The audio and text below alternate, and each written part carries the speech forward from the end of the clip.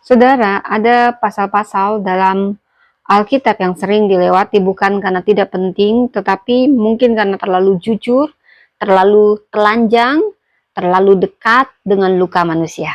Saudara, Kejadian 38 salah satunya mungkin jarang dikotbahkan, saudara, karena ada sesuatu yang mengganggu, ada incest di sini.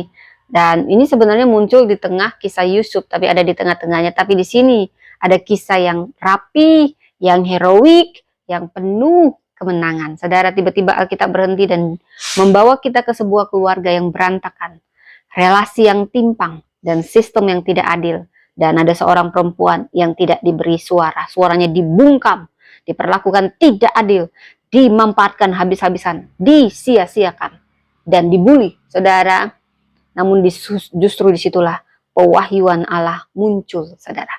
Kejadian 38, ini bukan gangguan narasi, tapi ini cermin realitas bahwa rencana Allah tidak berjalan di atas panggung yang ideal, tetapi di lorong-lorong gelap kehidupan manusia.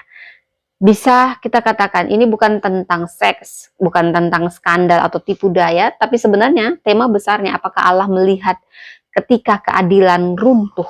Apakah Allah hadir ketika martabat perempuan dirampas? Jawabannya iya. Dan dari Kejadian 38 ini kita akan melihat bagaimana ada seorang wanita yang dibungkam namanya Tamar hidup dalam sistem Levirat, hukum sosial yang seharusnya melindungi perempuan janda, namun sistem ini rusak di mana tanggung jawab dihindari, kuasa disalahgunakan, dan perempuan diposisikan sebagai objek bukan subjek. Tamar tidak diberi anak, tidak diberi masa depan, tidak diberi kejelasan, dan akhirnya disalahkan. Dia terjebak dalam struktur patriarkal yang menguntungkan laki-laki tetapi menelantarkan perempuan. Tapi Alkitab mencatat satu hal penting. Ini pernyataan perempuan, laki-laki yang mewakili kita semua yang pernah salah, tapi hal berbuat dosa itu manusiawi, saudara. Kita manusia, nggak ada yang berdosa. Siapa di sini yang nggak berdosa? Tunjuk tangannya. Wow. Hanya Yesus manusia yang tidak pernah berdosa, saudara. Kita semua pernah dosa, tapi mengakui dosa itu butuh kebesaran hati. Terutama saat kita di posisi yang lebih tinggi.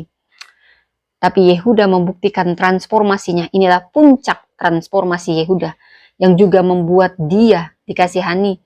Bukan hanya dikasihani. Saya tidak tahu kenapa keturunan Mesias bukannya dari Yusuf, tapi dari Yehuda. Salah satunya karena ini. Dia menyatakan dengan kebesaran hati, Tuhan tidak cari yang ideal, Tuhan tidak cari yang sempurna, Tuhan cari yang mau diubahkan. Karena tidak ada yang ideal, tidak ada yang